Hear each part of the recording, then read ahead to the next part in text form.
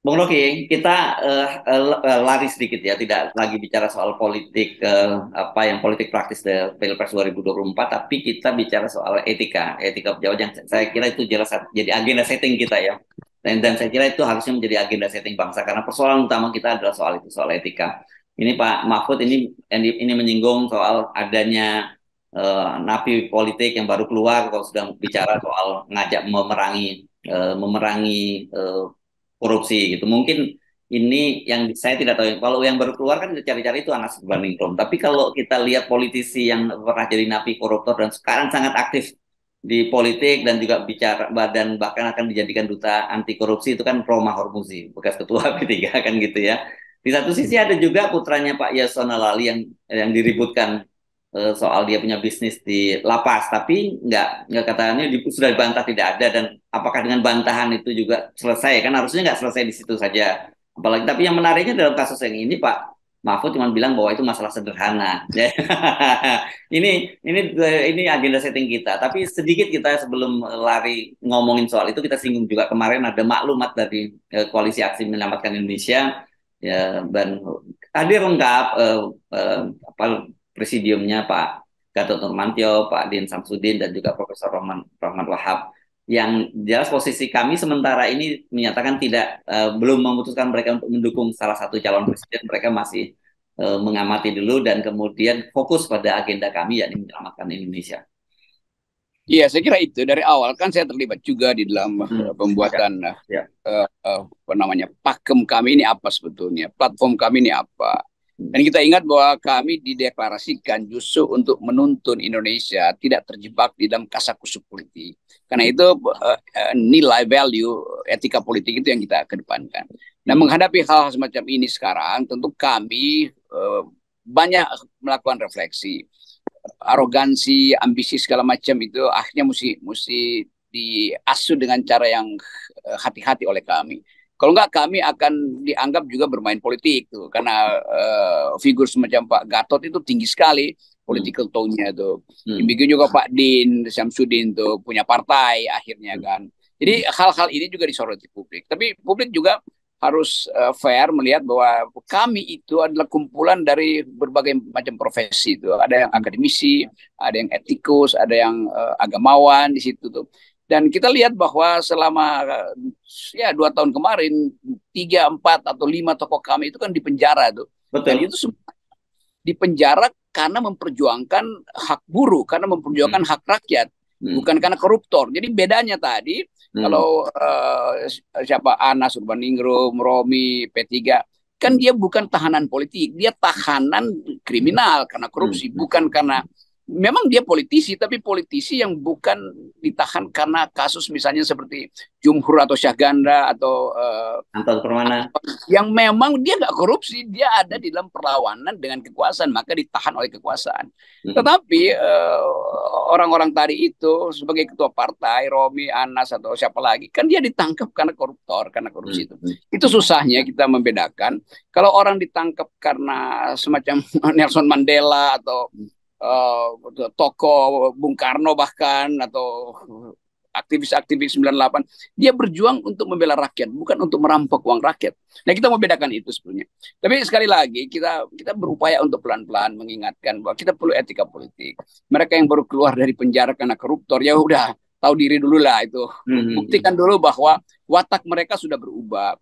Kerakusan mereka terhadap harta udah berubah tuh. Jangan pakai kekuasaan untuk menimbun harta. Itu soalnya saya tentu juga memahami apa yang diucapkan oleh Pak Mahfud sebagai sindiran pada junior-juniornya. Jangan numpuk kekuasaan justru untuk korupsi.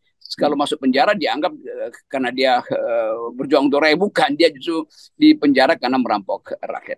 Itu sebetulnya. Dan pers juga mesti kuat dong membela hak etis dari rakyat untuk memberi batas bahwa korupsi itu, sekali korupsi itu ada watak yang tidak baik dalam diri tokoh-tokoh ini. Nah, kita mau itu yang diucapkan. Jadi bikinlah refleksi supaya bangsa ini ngerti bahwa kejahatan korupsi itu kejahatan yang disebut cardinal crime. Kejahatan tertinggi dalam politik adalah korupsi. Karena merampok uang rakyat kan itu bukan membela rakyat, maka dia merampok uang rakyat. Begitu keluar seolah-olah membela rakyat, kan kasusnya begitu. Nah, kesalahannya juga ada pada pers yang tiba-tiba ingin cari sensasi, lalu baliho ada di mana-mana, ucapannya dikutip di mana-mana. Kita lupa bahwa bagian paling adil dari manusia adalah menghargai hak orang lain, bukan merampas hak orang lain. Koruptor itu merampas hak orang lain. Ya, ya, ya, ya, ya, ya, ya. Jadi dan apalagi, nah, tapi pertanyaan begini, apakah mereka kemudian tidak punya hak membela diri gitu dan sekarang mereka selalu menyatakan bahwa mereka itu dulu dijebak oleh KPK? Iya, jebakan KPK itu teknik untuk memang KPK memang punya hak untuk menjebak. Hmm. Kecuali tidak terbukti bahwa harta mereka itu tidak ditimbun di rekening-rekening mereka. Kan Hmm. enak betul kan udah korupsi tapi kami dijebak, ya memang mesti dijebak karena untuk untuk mencari tahu mesti ada jebakan itu, Hmm. tangkap tangan lah, segala macam intipan dibuat. Jadi kalau koruptor merasa oke, saya koruptor tapi jangan dijebak dong, ya nggak akan ketangkap kan. Jadi Hmm. soalnya begitu, karena korupsi itu justru melekat pada kekuasaan yang dimiliki seorang. Hmm. Ketua partai yang korupsi, dia cari pembenaran bahwa dia ketua partai, maka dia kendalikan opini publik kan. Ini kalau orang kecil korupsi, nggak ada orang kecil korupsi, orang kecil maling maka ditangkap. Ini koruptor itu dia udah memanfaatkan kekuasaan dia udah kaya raya, dia masih merampok juga kan. Jadi Hmm. tiga kejahatan bertumpuk-tumpuk. Lalu dia bilang dijebak, bagaimana dijebak? Anda punya segala macam kekuasaan untuk menghindari jebakan kok. Hmm. Tetapi itu etiknya tuh udah ketahuan masing kayak emang kejebak. Ya emang nggak boleh dijebak orang yang buat kejahatan, apalagi kejahatan yang menampung harta, yang itu mencuri namanya tuh kan. Hmm. Ya. Masa pencuri bilang, kenapa sih harus ditaruh satpam di depan situ? Kenapa mesti pakai CCTV? Kan aneh kan? Hmm. Ya, ya, ya. Atau benar sebenarnya disebutkan mereka sedang apes gitu. Karena sebenarnya banyak sekali korupsi yang terjadi. Ya, itu mungkin lebih pas saya aja yang lagi apes. Kalau lagi apes kan berarti dia ngakuin salahnya. Karena sebenarnya banyak sekali koruptor yang sampai sekarang juga belum ditangkap kan gitu ya. Banyak itu, PDIP banyak, partai-partai besar juga banyak Hmm. koruptor yang Benar. menghilang dan dianggap nggak akan ditemukan. Jadi sebetulnya ini praktek korupsi ini yang membuat busuk bangsa ini cuma satu, praktek korupsi. Korupsi yang Hmm. dilakukan justru orang yang punya jabatan tinggi kan itu. Ya. Kalau pejabat daerah mungkin korupsi kecil-kecilan oke lah, itu masih maafin. Tapi saya kira pemerintah Jokowi berupaya untuk membendung korupsi ini melalui sistem e-katalog. Kalau itu sih benar, saya puji itu, terutama yang didesain oleh Luhut, Pak Luhut. Pak Luhut itu yang memulai desain bahwa supaya korupsi berhenti pakai e-katalog tuh, bahwa Hmm. itu nggak mungkin lagi ada korupsi kalau semuanya dihitung di dalam komputer. Tetapi masih bisa bolong juga. Oh Apa itu? iya. Ya. Ya, ya APBN aman, tapi jual beli jabatan kan nggak aman kan? Kan nggak mungkin jual beli jabatan dipakai di e-katalog kan? E-katalog hanya mengamankan proses-proses barter atau bidding di APBN tuh. Hmm. Jadi APBN bagus menurut Pak Luhut, dia berhasil oke. Tetapi yang masih ada adalah jual beli jabatan. Kalau jual beli proyek itu udah bisa diatasi. Tapi bagaimana kalau jual beli jabatan itu juga menghasilkan jual beli proyek? Jadi dua hal yang masih harus kita Iya, ingatkan. iya. Potensi korupsi terjadi karena ekses kekuasaan. Iya, dan persoalannya kan sebenarnya bukan secanggih apapun sistemnya begitu ya. Ketika mentalitasnya rusak dan kemudian mereka juga yang mengendalikan sistem itu kan gitu. Karena penguasa itu kan di bawah kendali sistem itu di bawah kendali mereka. Dia akan jebol juga. Itu kan saya kira persoalan yang serius sekali, Bung Rocky. Ya, itu jadi betul dihalangi secara sistemik, Hmm. tetapi juga harus paralel dengan etika politik di kalangan partai politik kan. Jadi Hmm. kalau di dalam partai politik ada feodalisme itu bisa jebol juga sistemnya. Kalau Hmm. di dalam partai politik pemilihan legislatifnya dari awal udah bolong, itu juga mentalnya akan rusak kan. Jadi Hmm. harus ada e-katalog juga di bidang etika politik Ya. supaya partai-partai itu mencalonkan tokoh-tokoh yang betul-betul punya integritas, dan itu mesti terbuka. Kalau sistem tertutup itu juga maling itu masuk ke situ dan mereka akan merusak sistem yang udah dibuat, yaitu e-katalog. Ya, dan kalau kita lihat sebenarnya sekarang ini itu menjadi semacam apa ya? Ada permissiveness di publik kita tentang korupsi ini, dan itu saya kira juga terjadi yang Anda tadi singgung di media itu. Tiba-tiba orang yang baru keluar dari penjara dan kemudian warawiri di media massa, warawiri di talk show dan kutip dan pernyataannya dikutip di mana-mana. Saya kira ini kan bentuk permissiveness juga dari teman-teman media gitu, dan kemudian juga kenapa media melakukan itu? Karena beritanya kemudian juga pasti penontonnya banyak, sehingga dia ditarik sana sini, dan itu kan berarti publik juga melakukan permissiveness gitu. Ya itu yang mesti kita tegur tuh teman-teman media, teman-teman lembaga survei, ngapain mensurvei hal yang buruk, kan itu intinya kan. Hmm. Hmm. Bahwa elektabilitas seorang naik justru karena pemberitaan tentang kontroversi dia setelah keluar penjara, kan itu kan membuat kita merasa bahwa ya kalau begitu ngapain di penjara, biarin aja ngoceh dari luar, dari dalam penjara bahkan kan. Hmm. Jadi ini intinya tuh. Dan banyak juga jurnalis yang datang ke penjara mewawancari koruptor lalu diberitakan lalu jadi heboh, oh ternyata dia begini-beginian ya. Tetapi itu kan memperburuk sistem etika politik kita kan. Jadi mestinya nggak ada jurnalis datang ke penjara mewawancari koruptor. Karena itu akan menimbulkan kesan kalau begitu si jurnalis disewa oleh tim si koruptor di luar untuk mewawancara, untuk kemudian dipublikasi kan.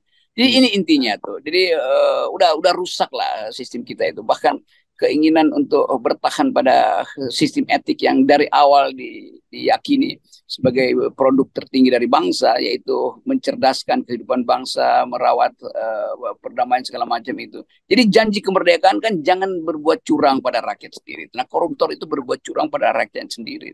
Oke, nah itu clear ya saya kira, dan ini yang berikutnya soal kemarin kita juga bahas kontroversi putranya Pak Yasona Lawli dan sekarang dibantah bahwa itu nggak betul dan sebagainya. Nah dalam kasus ini menurut saya standarnya Pak Jokowi Pak Mahfud agak mendua ini karena menyatakan itu bahwa sederhana. Saya kira nggak bisa dianggap selesai dengan menyatakan bahwa itu nggak betul. Harus ada tim independen karena ini berkaitan dengan kekuasaan. Ini soal serius menurut saya ya. Kalau ada korupsi di tangan seorang penguasa. Dan kemudian apakah kemudian kalau dianggap dibantah dan itu soal sederhana kemudian selesai begitu saja? Itu pentingnya juga Pak Mahfud betul-betul jadi tokoh etikus yang mata kiri kanannya ditutup aja pakai mata kuda aja. Jangan lirik-lirik. Oh, karena sesama pejabat maka bahasanya disopan-sopankan. Jadi bilang aja bahwa ada sahabat saya di kabinet itu menteri yang juga bawahan dia dari segi koordinasi itu. Isunya itu biarkan diuji oleh lembaga independen, jangan Mahfud yang komentari kan begitu. Apalagi kalau yang komentari bapaknya sendiri yaitu Pak Laoli kan itu dari awal kalau Pak Laoli ngomong itu orang udah nggak percaya, walaupun mungkin betul, tapi ngapain Laoli untuk yang menerangkan bahwa anaknya nggak ikut di situ. Lalu bagaimana seorang ayah mengucapkan sesuatu yang pasti memproteksi anaknya di dalam kesan apapun itu buruk tuh.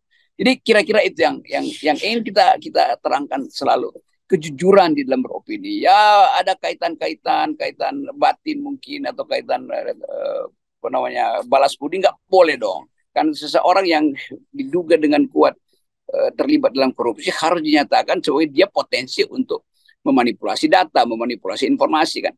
Kan seorang koruptor dia menguasai media massa kok. Dia uangnya tuh banyak buat pasang baliho, buat sewa headline, buat kan banyak wartawan sekarang yang bisa dibeli untuk nempel pada seseorang yang padahal adalah koruptor. Jadi itu intinya tuh. Kita mau betul-betul bangsa ini bersih dari elemen-elemen itu supaya kita bisa perlihatkan pada generasi baru bahwa Indonesia itu bisa ditemukan ulang di dalam kebersihan etikanya tuh. Jadi saya kira dalam kasus Pak Yasona Lawli ini dengan putranya nggak boleh dianggap selesai begitu saja. Kalau Pak Yasona Lawli memang concern dengan soal etika, dengan standar-standar clean governance gitu, saya kira beliau mesti membentuk tim independen gitu yang melibatkan pihak dari luar, dan dengan cara begitu nama beliau dan anaknya kalau memang nggak betul terlibat kan bisa dibersihkan gitu ya. Kalau sekarang orang akan tetap walaupun dibantah orang akan tetap nyala, nah ini malah ditutup-tutupi ini kasusnya gitu.